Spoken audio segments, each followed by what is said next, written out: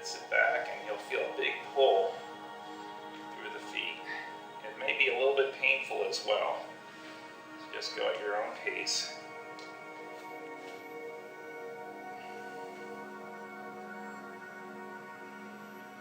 And go ahead and switch your arms to the other side.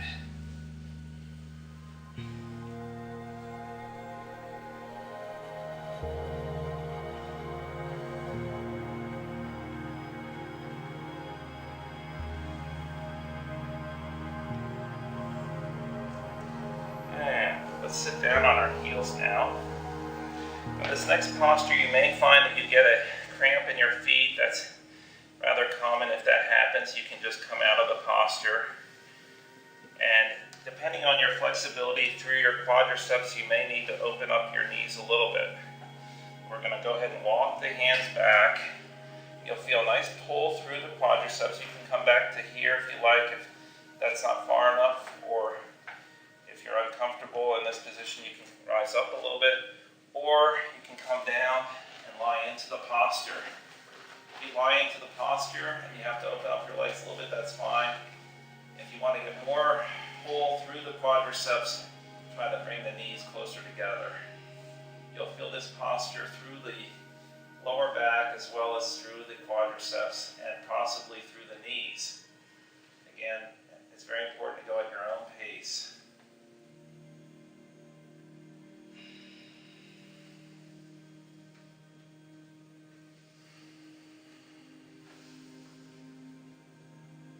Now, coming out of the posture, I think it's important to be very careful of your lower back.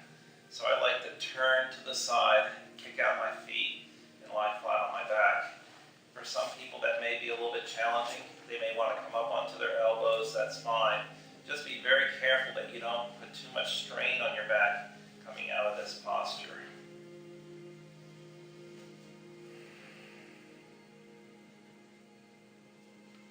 This is the way that I like to come out of the posture. I simply turn my hips to the side and then kick out the feet and then just simply lie flat on my back.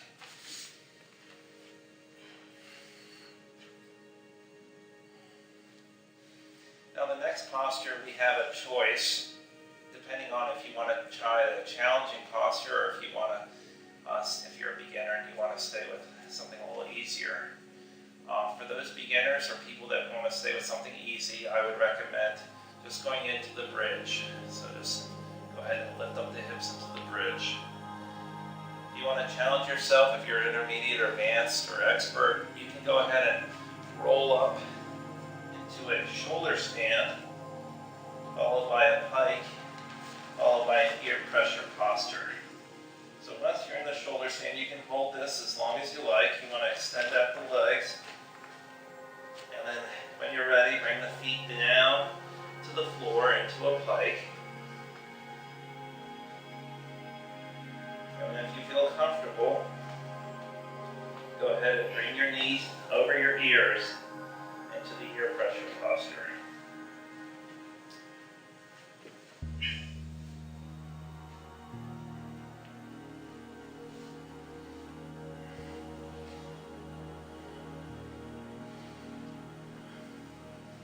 Ear pressure posture is not recommended after you've eaten a meal or if you have some weight challenges, so you'll want to gradually go into it. But if you're ready for it, it's a great posture. Again, you bring your knees over your ears.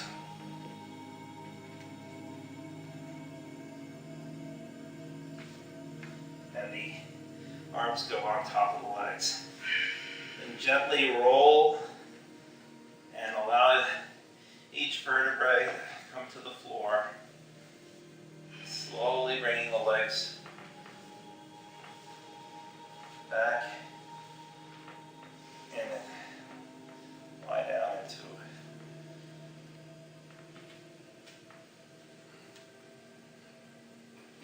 There we go.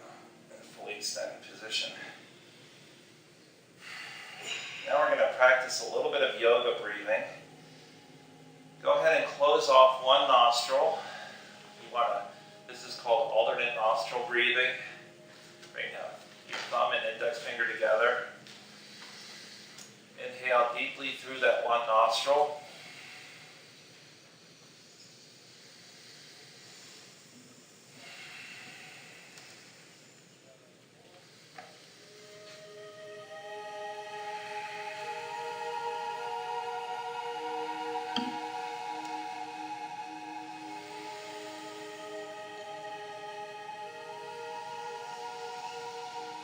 And switch sides. Again, focus in on relaxing the muscles through the jaw and the face. You can gently close your eyes if you like.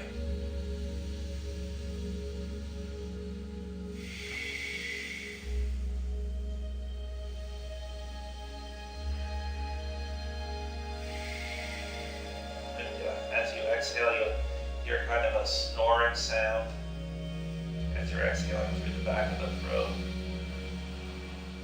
Nose.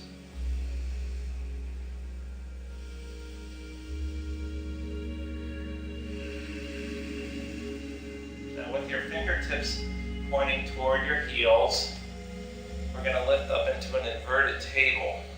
So go ahead and bring one knee forward and just kind of roll up onto a seated position. Lift up with your fingertips pointing toward your heels, and you're into the inverted table. You can also challenge this posture, if you like, and do an inverted plank. The inverted plank looks like this. So if you're finding that the inverted table is too easy or you don't want to do that posture, you can just go into the inverted plank. You can also challenge yourself in the inverted table by lifting one leg up and pointing the toe and holding just one side. So there's lots of different postures depending on your level of expertise and how much you are feeling like working the postures. If you're more into having a strength workout, then you'll want to work on one leg at a time.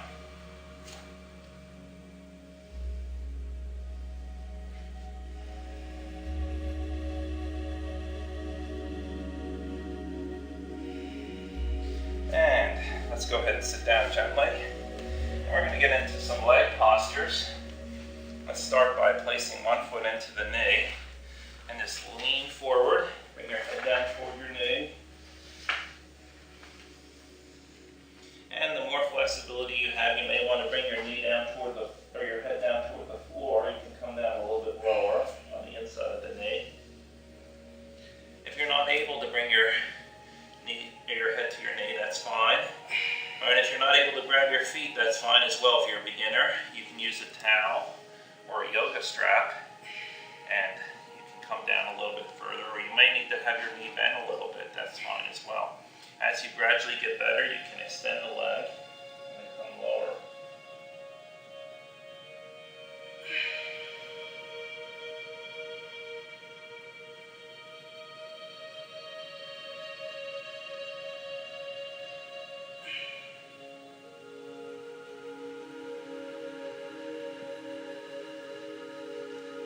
Switch sides.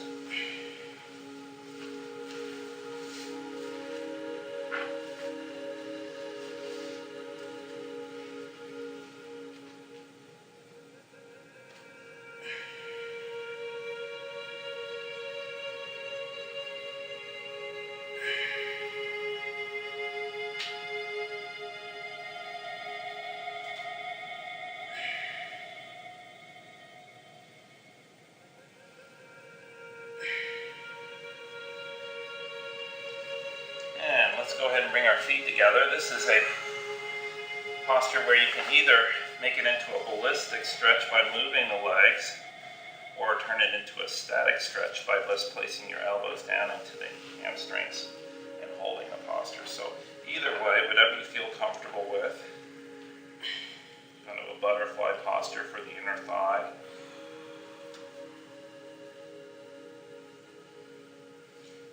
I enjoy ballistic stretching, so I like to move with this posture.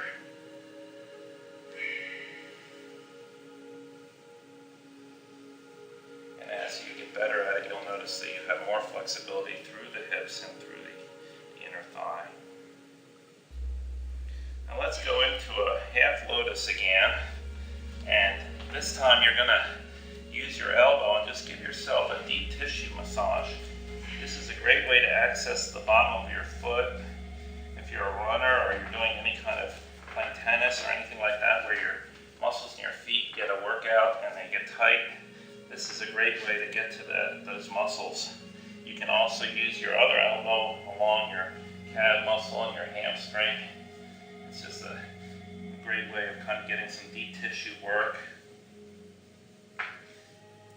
Deep tissue massages can be very expensive, so this is a good way to save a little bit of money and still kind of work those areas using your elbow.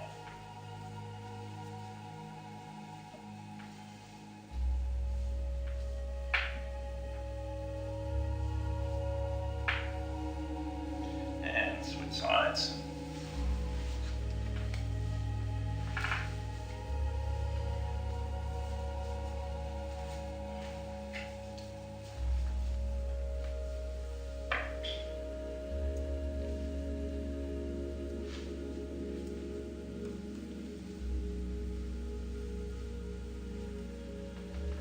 You'll feel this also through the ankle a little bit, perhaps through the top of the foot. That's fine. A very good stretch for the top of the foot. The next posture coming up is a resting pigeon. It's one of my favorite postures. And we're going to go ahead and extend out one leg. And you want to get fully extended if you can. Again, if you're a beginner, you may not be able to get that full extension, but if you can get it, you'll feel the posture through the hamstring and the glute of the leg that's turned in this fashion that I have it. Now, if you have knee problems, you may need to go in a less dramatic form, something like this, instead of extending out the leg like the way I have it. Just go at your own pace, and as you get better at this posture, you'll be able to flatten out and then lean forward, extending out the arms, and you'll feel a big pull again through the hamstring and the glutes.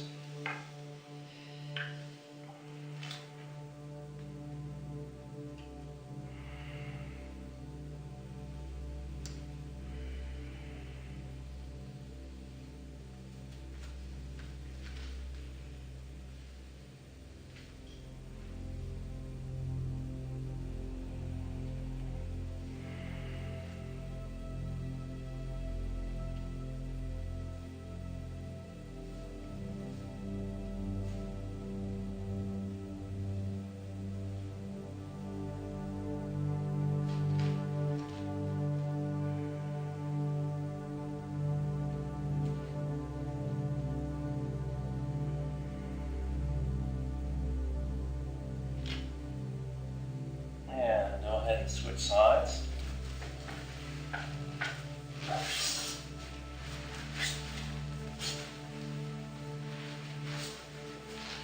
And again, extending out. The further you can extend that back leg, the more pull you're going to have. You can also take your hands and bring them up if you like, if you feel more comfortable. Either extending out or bringing the hands up.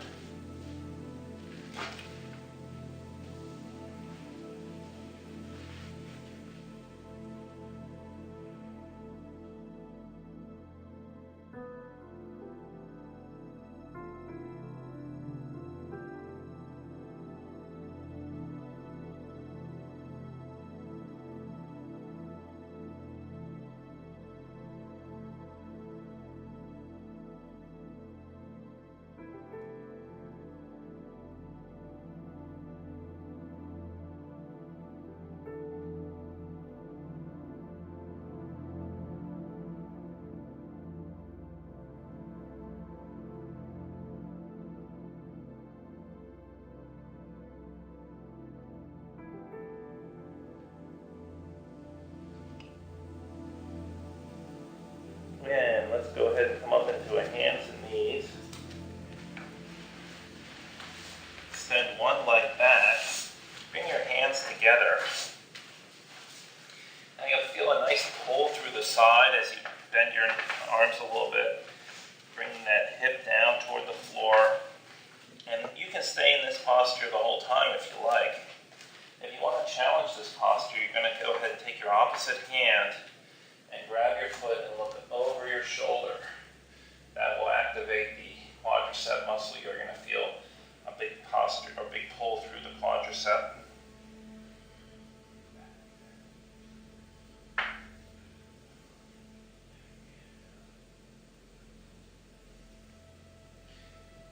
The idea is to slide that knee back as far as you can, and you'll get a little bit more pull. But if you're a beginner and just starting out, you may want to keep it up a little bit more. You may not have that flexibility, but this would be fine.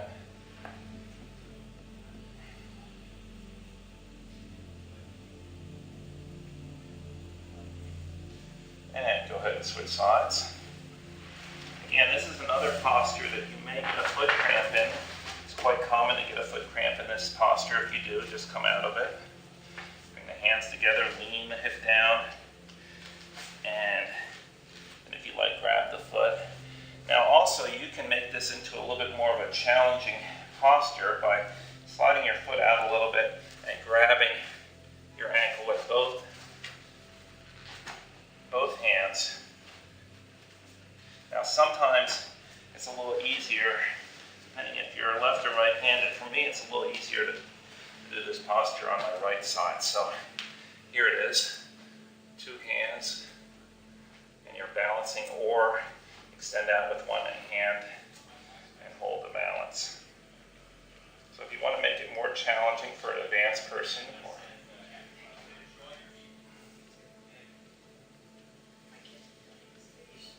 and so there we go.